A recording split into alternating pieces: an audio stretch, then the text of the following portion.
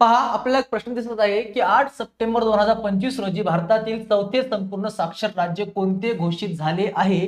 तर पहा, संपूर्ण साक्षर राज्य, चौथं संपूर्ण साक्षर राज्य घोषित झालेलं आहे. प्रश्नाचं उत्तर आहे आपलं हिमाचल प्रदेश. हिमाचल प्रदेश हे भारतातलं चौथं संपूर्ण साक्षर राज्य घोषित झालेलं आहे. तर पाहूता संपूर्ण साक्षर राज्याविषयी पहा, हिमाचल प्रदेश भारतातील चौथं संपूर्ण साक्षर राज्य बनले आहे आणि हिमाचल प्रदेशची साक्षरता किती आहे तर 99.30% साक्षरता दर आहे आणि या साक्षरतेनुसार ते काय बनले चौथं संपूर्ण साक्षर राज्य. मग संपूर्ण साक्षर राज्य बनण्यासाठी त्या त्या राज्याची एकूण साक्षरता ही 95% पेक्षा जास्त असली पाहिजे आणि 95% पेक्षा जास्त साक्षरता असेल तर ते राज्य संपूर्ण साक्षर राज्य म्हणून त्याला घोषित करता येऊ शकते. आणि हिमाचल प्रदेशची साक्षरता ही 99.30% आहे.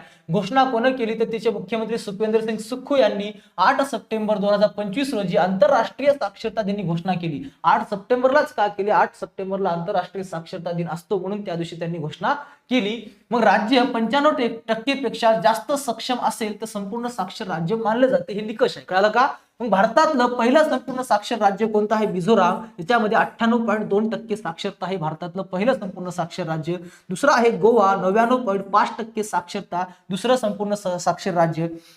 तिसरं आहे त्रिपुरा, 95.6% साक्षरता आणि साक्षरता आहे त्रिपुरा हे भारतातलं तिसरं संपूर्ण साक्षर राज्य. आणि सध्या हिमाचल प्रदेश हे नुकतंच भारतातलं चौथं संपूर्ण साक्षर राज्य बनलेलं आहे 99.30% साक्षरतेसोबत. आणि भारतातला एकमेव आणि पहिला संपूर्ण साक्षर केंद्रशासित प्रदेश कोणता आहे? लडाख. जून 2024 मध्ये हे 97% साक्षरतेसह पहिलं संपूर्ण साक्षर केंद्रशासित प्रदेश बनलेला आहे. सध्या एकच आहे, ते कोणता आहे?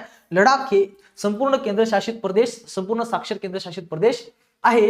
आणि लक्षात घ्या, भारतामध्ये सध्या सर्वात साक्षर राज्य कोणतं आहे? गोवा आहे. गोव्यामध्ये सर्वात जास्त साक्षरता आहे. किती आहे? 99.5% साक्षरता आहे. हे सर्वात संपूर्ण साक्षर राज्य आहे. आणि 2011च्या जनगणनेनुसार जर विचार केला तर भारतातलं संपूर्ण साक्षर राज्य आहे ते म्हणजे केरळ.